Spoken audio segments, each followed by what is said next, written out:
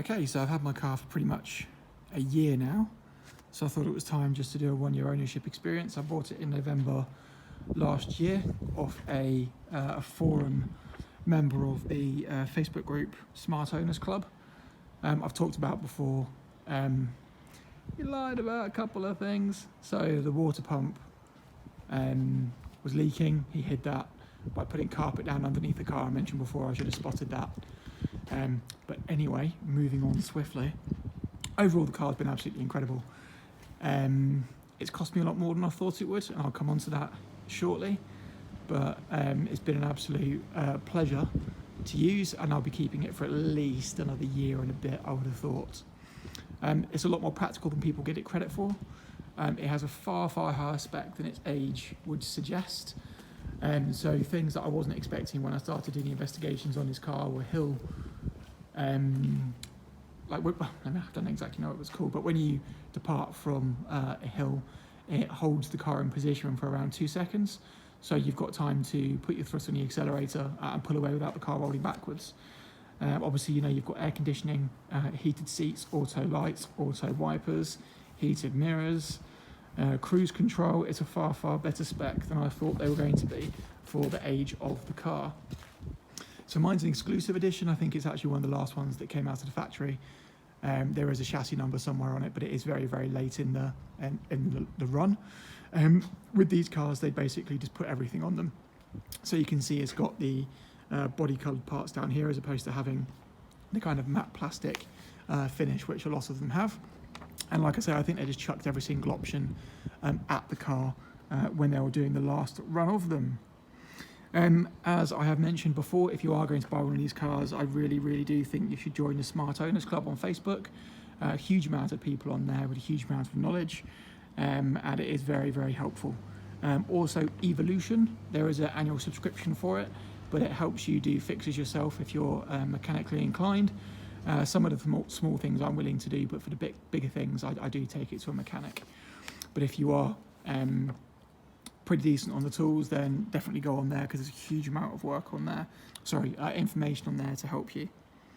If you are buying one of these cars, ideally do buy for forum member, because even if you're unlucky and you get one thing that's wrong with it, overall, the car has been absolutely brilliant. And as we all know, if you buy off an enthusiast, they're far more likely to take care of the car. So my one was on 77,000 miles, I think, 78,000 miles, but it does have full service history. Every single year, it's got a wedge of paperwork. So I knew even if things went wrong, the car had been maintained and looked after properly. It's just one of those things where these need to get driven, okay? Like all old cars, they need to get not like 10,000 miles a year, but a couple of thousand miles a year. And more importantly, it is used regularly. So once every couple of weeks at least. Just to get everything going through the systems, give them a warm-up, and just make sure everything's working. But yeah, if you can, do buy off a forum member. You can obviously search the Facebook group, see what kind of posts they've put up, see what problems they've had, and see if they've resolved them. So I would seriously recommend doing that, and don't worry about mileage. There are some cars on Auto Trader on like 50,000 miles, 60,000 miles. They're probably okay. Lower than that, not sure. I think the most important thing is the most previous owner, so the latest owner, has serviced the car, maintained the car, and has driven the car.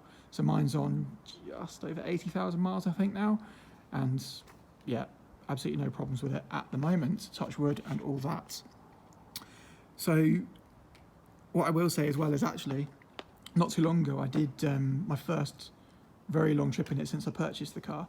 So I drove to Wales, 200 miles, drove in a very spirited fashion, let's say, around Wales and drove home, and it was faultless. And a lot of that is down to the work I've done, which I'll walk you through, because I don't think the cars come perfectly. And obviously, as they get older, you need to change components and parts just to bring them up to a standard for the modern conditions that we live in and for your individual tastes. But that was an absolutely epic trip. And the car performed absolutely amazingly, perfect for those tight, twisty roads. The only negatives still really with the car are the front, some of the front body panels, which I talked about before as well. It's an old car, right? It's done 80,000 miles. You can see it's a little bit stone chipped.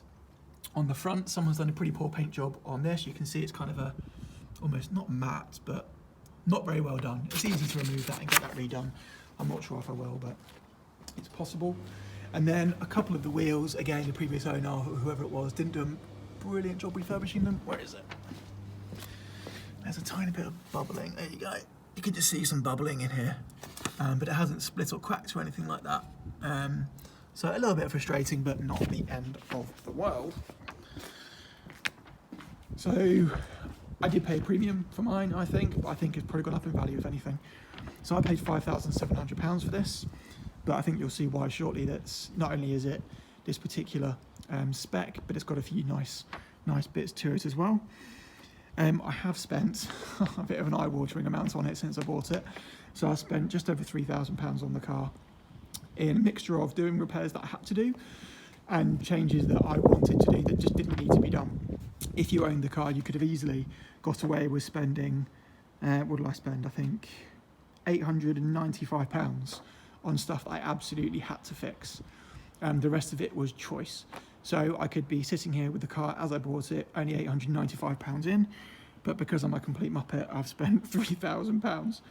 And I will walk through those changes, but of that 2,000-ish, just over £2,000 that I spent on the stuff I wanted to do, 800 of that was just on the air conditioning, right? So I needed a new condenser, a new compressor.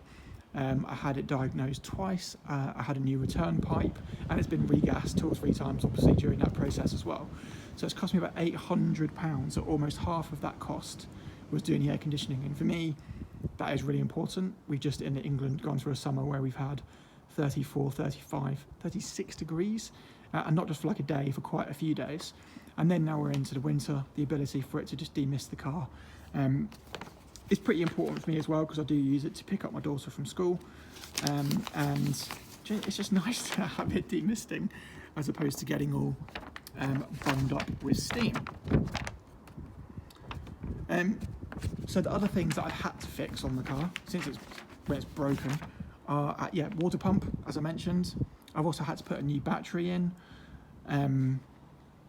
Because, why did I put a new battery in? It just died. I think it was just old, and it just died. And it was causing problems. So I was at the car driving home. It literally collapsed as it rolled up onto my driveway. And I could tell it was the battery because first of all, I put a battery monitor on the car after this, but at that particular time, all the lights were flashing. It first started exhibiting itself by the heated seats not working, and then the rear screen demister would turn on for a couple of seconds and turn off, and I wasn't sure what that was, and I was troubleshooting it on the forum, on Facebook group, and then I changed the battery eventually because it was just obviously the battery, and all the problems just resolved themselves, all the electrical gremlins. So yeah, the battery. Alternator, that broke, that was great. Again, just old, stopped working. So put a new alternator in and the thermostat. So the car did overheat.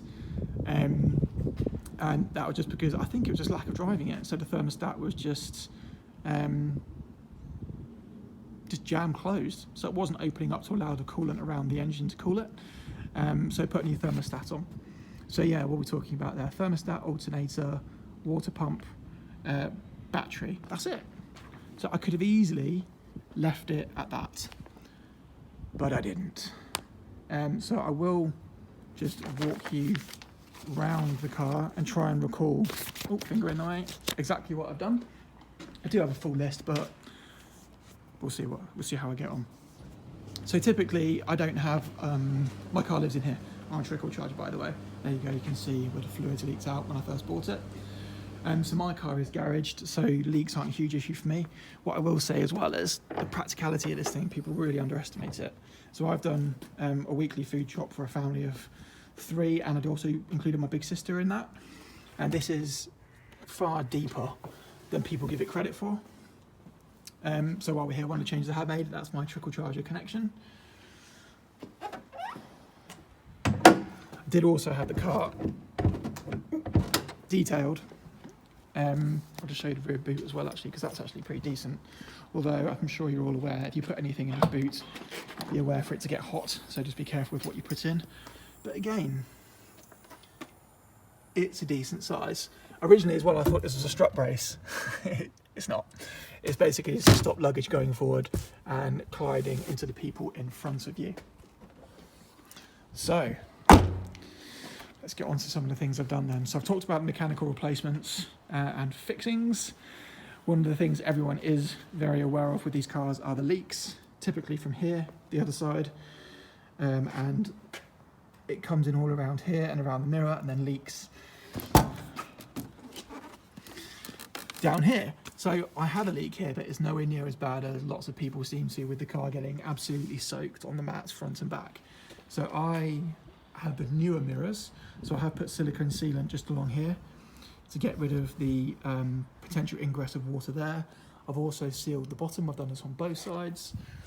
And what you can't see, I'm not going to take the roof bar off, is I've got another video on this anyway, there's a section in here. Fundamentally these two tubes, this one and this one, as they get older they just compress, so they're not sitting as proud against the door when you close it, like that. So I put some plastic tubing, some silicone tubing into both of these, and people also recommended silicone grease, so I've silicone greased all of these components as well to help the water run away.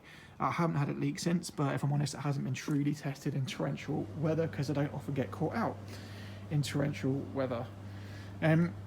So on the outside of the car, one of the biggest things I've done is change the suspension. So I've put some evac springs on and some Bilstein shocks. So the ride height is probably about ½ an inch higher than if the car was on the Brabus setup. I just found the Brabus setup absolutely horrendous. It was just like riding on bricks for me. I've had a Lotus Evora, which is obviously quite plush by comparison and not fair to compare it to that. I'll have a look at that in a minute too. I've also had a Lexus ISF, which was firmer than my Lotus Evora, but the Brabus setup on this was horrific. And also I found when I was driving the car, it was really tracking across the road. So it would pick up every single imperfection in the road, and it was very, very twitchy to the point where I wasn't particularly comfortable letting my wife drive it because she's fairly new. Well, I say fairly new to driving, about 4 years now, 5 years, but she wouldn't have found it particularly comfortable. By changing the suspension, I was very surprised that the car hunting all over the road, it basically disappeared. So it still does it, but it's probably 90% less than it was before. And one of the nicest things about that is when you're cruising to Wales and you're not wanting an exhausting drive, it makes it for a far more relaxing experience. You can just kind of hold the wheel, have one hand off, and it's not so bad. You're not constantly trying to correct the wheel and fight with the car. So that was a huge change that's made a massive difference to my enjoyment of the car. Also, on Spirited Driving, I found that I was getting quite bad brake fade quite early on, after about, 10 minutes of driving the car hard. So the first thing I did was put braided brake lines on the front and the back, held braided brake lines, which are fantastic because I had a similar thing with one of my old motorbikes, and it really helped with that. That did help. It gave you far, far better brake feel. So my foot wasn't just going all the way to the ground. It would actually stop at the point where you could feel the pads being applied to the disc. But ultimately, my pads and discs were awful. So I've also put Frodo discs and pads on. I haven't had a chance to give it a proper go yet, but already you can feel the difference. So the brakes and the suspension, absolutely massive differences, and I'm really pleased with how they've worked so far. You can also see here these cars often shrink. The roof shrinks a lot, whereas mine hasn't at the moment. So again, the roof is in decent condition. If you don't know, you're not supposed to condition these or waterproof them or anything. They're actually designed to get wet. So I just wash this with typical car wash soap when I'm doing the car. But yeah, the roof is in really, really good condition. I have taken these bars out just to see what it's like, but to be honest with you, other than making it easier to get in and out of the car, I'm not massively convinced there's a huge benefit. I think it looks better with them on as well.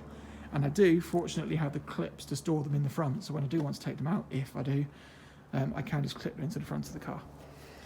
So you'll see straight away it's got an aftermarket steering wheel. This is a well-known steering wheel. I think it cost the previous owner about £800 or so to put it on. I did also put on these paddle shifters. The standard ones are tiny and don't really allow for an easy hand position, for me anyway, on the steering wheel itself. And I'll just talk about that a bit more when I get in. The speakers in these cars are notoriously dog poop, so I put new speakers in as well. Pretty much the same ones everyone recommends on the forum. So what I mean by hand position is when I had the old paddles on, if I can go down there, can you see it there? My finger used to have to be at an angle on the steering wheel like that to hit the paddle, which obviously isn't particularly comfortable, but with this, because you've got such a large paddle, it gives you far more opportunity to put your hand in different positions and you'll never miss a shift. So the paddles, and I think they look nicer as well. So that's a nice improvement, and it was only about 80 quid and you can fit those yourself, they're so quick. The previous owner also put some carbon fibre elements there and up there and down here, and they also created this quite nifty little key. I quite like that, if I'm honest. So you open the door and then you just turn it to turn the car on. I also had to send this unit away. It's a very known problem again, that these backlights on these dies, there's a chap in Germany that I sent it away to get that fixed, because when I sit up here I can't actually read the speedo, which is in there. So I have the speedo down there, so night and day I always understand how fast I'm going, which is obviously pretty important. And then I also replaced the head unit. So the stock head unit obviously doesn't allow you to get hands-free, which I have, and it actually works very well.